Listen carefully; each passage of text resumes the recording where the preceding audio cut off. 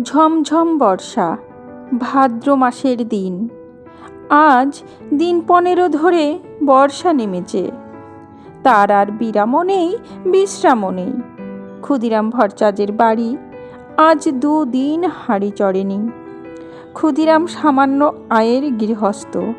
জমি জমার সামান্য কিছু আয় এবং 2-4 ঘর শিষ্য যজমানের বাড়ি ঘুরে ঘুরে কায়িক ক্লেশে সংসার চলে। এই ভীষণ বর্ষায় গ্রামের কত গৃহস্থের বাড়িতেই পুত্রকন্যা অনাহারে আছে। ক্ষুদিরাম তো সামান্য গৃহস্থ মাত্র। যজমান বাড়ি থেকে যে কটি ধান এসেছিল তা ফুরিয়ে গিয়েছে। ভাদ্রের শেষে আউশ ধান চাষিদের ঘরে উঠলে তবে আবার কিছু ধান ঘরে আসবে। ছেলেপুলেরা দুবেলা পেট পুরে খেতে পাবে। নেপাল ও গোপাল ক্ষুদিরামের 2 ছেলে। নেপালের বয়স 12, গোপালের 10। কদিন থেকে পেট ভরে না খেতে পেয়ে ওরা 2 ভাই সংসারের ওপর বিরক্ত হয়ে উঠেছে। নেপাল বললে, এই গোপলা, খিদে পেয়েছে না তোর?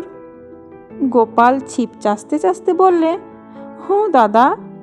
মাকে গিয়ে বল, আমারও পেট চুই চুই করছে।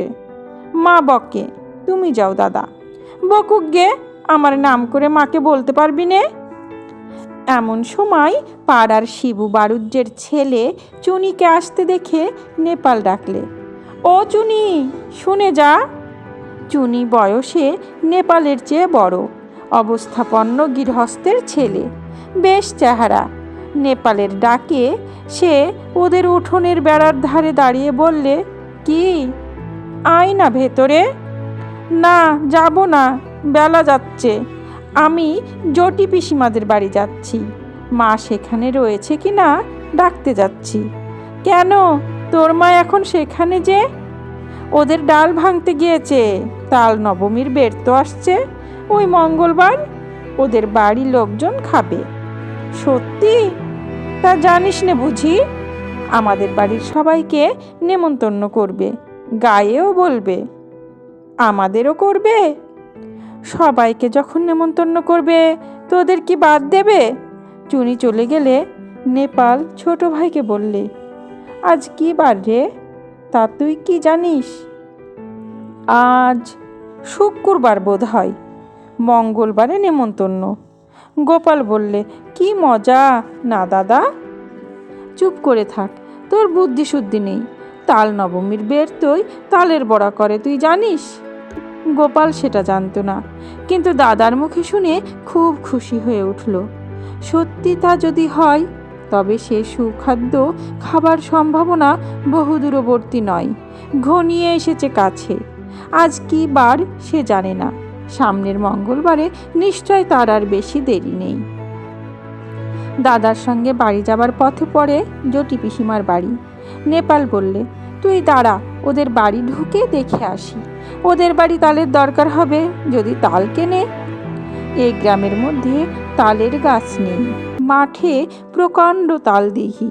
নেপাল সেখান থেকে তাল কুড়িয়ে এনে গায়ে বিক্রি করে। জটি পিসিমার সামনে দাঁড়িয়েই। তিনি গ্রামের নটবর মুখুজ্জের স্ত্রী, ভালো নাম হরিমতি। গ্রাম শুদ্ধ ছেলে মেয়ে তাকে ডাকে জটি পিসিমা। পিসিমা বললেন, কি রে, তাল নেবে পিসিমা? হ্যাঁ নেব বই কি, আমাদের তো দরকার হবে মঙ্গলবার। ঠিক এই সময় দাদার পিছু পিছু গোপালও এসে দাঁড়িয়েছে। জটি পিসিমা বললে, পেছনে কে রে? গোপাল। তা সন্ধেবেলা 2 ভাইয়ে গিয়েছিলি কোথায়? নেপাল সলজ্জ মুখে বললে, মাছ ধরতে। পেলি? ওই 2 পুঁটি আর একটা ছোট বেলে। তাহলে যাই পিসিমা।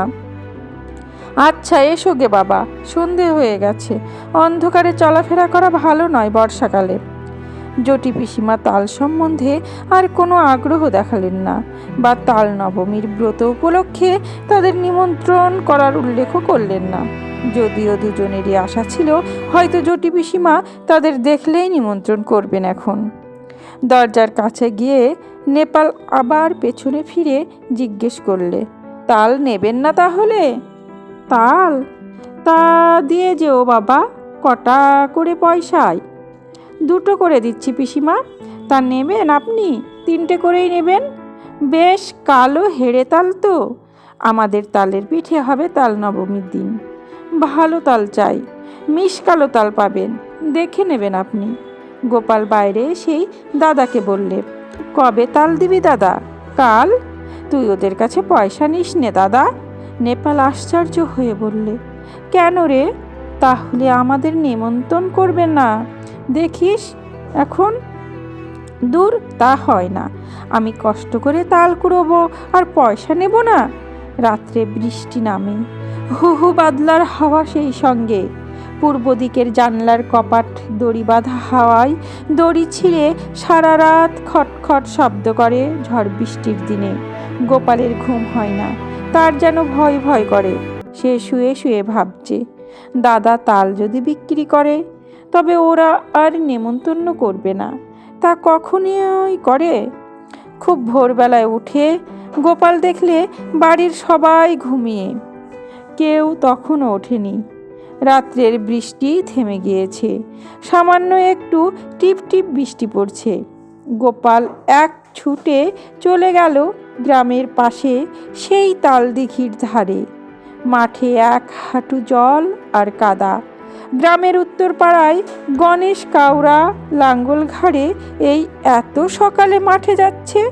ওকে দেখে বললে, কি খোকা বাবু, যাচ্ছ কনে এত ভোরে? তাল কুড়ুতে দিঘির পাড়ে।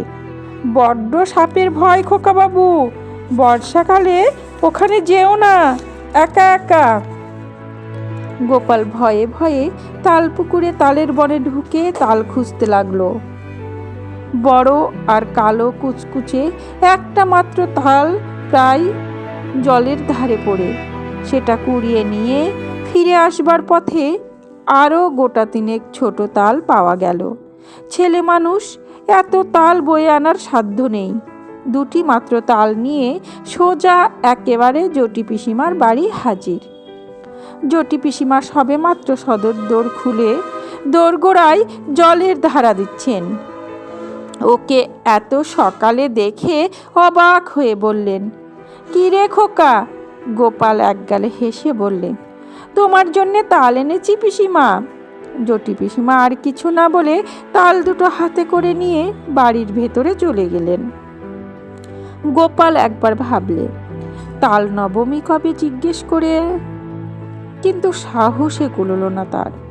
সারাদিন গোপালের মন খেলাধুলোর ফাঁকে কেবলই অন্যমনস্ক হয়ে পড়ে। ঘন বর্ষায় দুপুরে মুখ উঁচু করে দেখে নারকোল গাছের মাথা থেকে পাতা বেয়ে জল ঝরে পড়ছে। বাঁশঝাড় নুয়ে পড়ছে বাদলার হাওয়ায়। বকুলতলার ডোবায় কটকটে ব্যাঙের দল থেকে থেকে ডাকছে। গোপাল জিজ্ঞেস করলে, ব্যাঙগুলো আজকাল তেমন ডাকে না কেন মা? গোপালের মা বলেন, নতুন জলে ডাকে, এখন পুরনো জলে তত আমোদ নেই ওদের। আজ কি বার মা? সোমবার। কেন রে, বারের খোঁজে তোর কি দরকার? মঙ্গলবারে তাল নবমী না মা? তা হয়তো হবে, কি জানি বাপু। নিজের হাঁড়িতে চাল জোটে না, তাল নবমীর খোঁজে কি দরকার আমার? সারাদিন কেটে গেল। নেপাল বিকেলের দিকে জিজ্ঞেস করলে, জটি পিসিমার বাড়িতে তাল দিয়েছিলি আজ সকালে? কোথায় পেলি তুই? আমি তাল দিতে গেলে পিসি বললেন, গোপাল তাল দিয়ে গেছে, পয়সা নেয়নি। কেন দিতে গেলি তুই? একটা পয়সা হলে দুজনে মুড়ি কিনে খেতাম। ওরা নেমন্তন্ন করবে, দেখিস দাদা, কাল তো তাল নবমী। সে এমনি নেমন্তন্ন করবে, পয়সা নিলেও করবে। তুই একটা বোকা। আচ্ছা দাদা, কাল তো মঙ্গলবার না? রাত্রে উত্তেজনায় গোপালের ঘুম হয় না। বাড়ির পাশের বড় বকুল গাছটায় জোনাকির ঝাঁক জ্বলছে। জানালা দিয়ে সেদিকে চেয়ে চেয়ে সে ভাবে, কাল সকালটা হলে হয়, কতক্ষণে যে রাত পোহাবে। জটি পিসিমা আদর করে ওকে বললেন খাওয়ানোর সময়, খোকা, বাকুড়ের ডাল না আর নিবি? মুগের ডাল বেশি করে মেখে নে, জটি পিসিমার বড় মেয়ে লাবণ্যদি একখানা থালায় গরম গরম তিলপিটুলি ভাজা এনে ওর সামনে ধরে হেসে বললে, খোকা, কখানা নিবি তিলপিটুলি? বলেই লাবণ্যদি থালাখানা উপুর করে তার পাতে ঢেলে দিলেন। তারপর জটি পিসিমা আনলেন পায়েস আর তালের বড়া। হেসে বললেন, খোকা, যে তাল কুড়িয়ে দিয়েছিলি তাই পায়েস হলো, খা খা, খুব খা। আজ যে তাল নবমী রে, কত কি চমৎকার ধরনের রাধা তরকারির গন্ধ বাতাসে, খেজুর গুড়ের পায়েসের সুগন্ধ বাতাসে গোপালের মন খুশি ও আনন্দে ভরে উঠল। সে বসে বসে খাচ্ছে, কেবলই খাচ্ছে।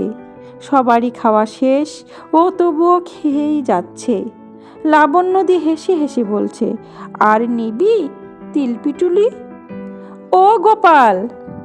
হঠাৎ গোপাল চোখ চেয়ে দেখলে জানালার পাশে বর্ষার জলে ভেজা ঝোপঝাড়, তাদের সেই আতা গাছটা, সেই শুয়ে আছে তাদের বাড়িতে। মার হাতের মৃদু ঠেলায় ঘুম ভেঙেছে। মা পাশে দাঁড়িয়ে বলছেন, ওট ওট, বেলা হয়েছে কত, মেঘ করে আছে তাই বোঝা যাচ্ছে না। বোকার মতো ফ্যাল ফ্যাল করে সে মায়ের মুখের দিকে চেয়ে রইল। আজ কি বার মা? মঙ্গলবার। তাও তো বটে, আজই তো তাল নবমী। ঘুমের মধ্যে ওসব কি হিচিবিচি স্বপ্ন সে দেখছিল? বেলা আরও বাড়ল। ঘন মেঘাচ্ছন্ন বর্ষার দিনে যদিও বোঝা গেল না বেলা কতটা হয়েছে। গোপাল দরজার সামনে একটা কাঠের গুঁড়ির ওপর ঠাই বসে রইল। বৃষ্টি নেই একটুও, মেঘ জমকালো আকাশ, বাদলের সজল হাওয়ায় গা শিরশির করে। গোপাল আশায় আশায় বসে রইল বটে, কিন্তু কই, পিসিমাদের বাড়ি থেকে কেউ তো নেমন্তন্ন করতে এলো না। অনেক বেলায় তাদের পাড়ার জগবন্ধু চক্রবর্তী তার ছেলে মেয়ে নিয়ে সামনের পথ দিয়ে কোথায় যেন চলেছেন। তাদের পেছনে রাখাল রায় ও তার ছেলে শানু, তার পেছনে কালীবর বাড়ুজ্যের বড় ছেলে পাঁচু আর ও পাড়ার হরেন। গোপাল ভাবলে, এরা যায় কোথায়? এ দলটি চলে যাবার কিছু পরে বুড়ো নবীন ভট্টাচার্য ও তার ছোট ভাই দিনু সঙ্গে এক পাল ছেলে মেয়ে নিয়ে চলেছে। দিনু ভট্টাচার্যের ছেলে কুড়োরাম ওকে দেখে বললে, এখানে বসে কেন রে, যাবি নে? গোপাল বললে, কোথায় যাচ্ছিস তোরা? জটি পিসিমাদের বাড়ি, তাল নবমীর নেমন্তন্ন খেতে। করেনি তোদের? ওরা বেছে বেছে বলেছে কি না, সবাইকে তো বলেনি। গোপাল হঠাৎ রাগে অভিমানে যেন দিশেহারা হয়ে গেল। রেগে দাঁড়িয়ে উঠে বললে, কেন করবে না আমাদের নেমন্তন্ন? আমরা এর পরে যাব। রাগ করবার মতো কি কথা সে বলেছে বুঝতে না পেরে কুড়োরাম অবাক হয়ে বললে, বারে, তা অত রাগ করিস কেন, কি হয়েছে?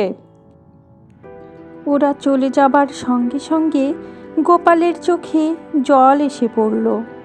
বোধহয় সংসারের অবিচার দেখেই। পথ চেয়ে সে বসে আছে কদিন থেকে, কিন্তু তার কেবল পথ চাওয়াই সার হলো।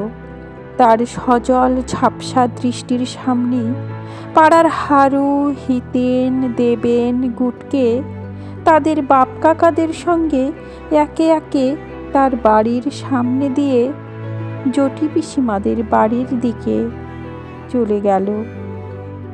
সমাপ্ত। গল্প তাল নবমী।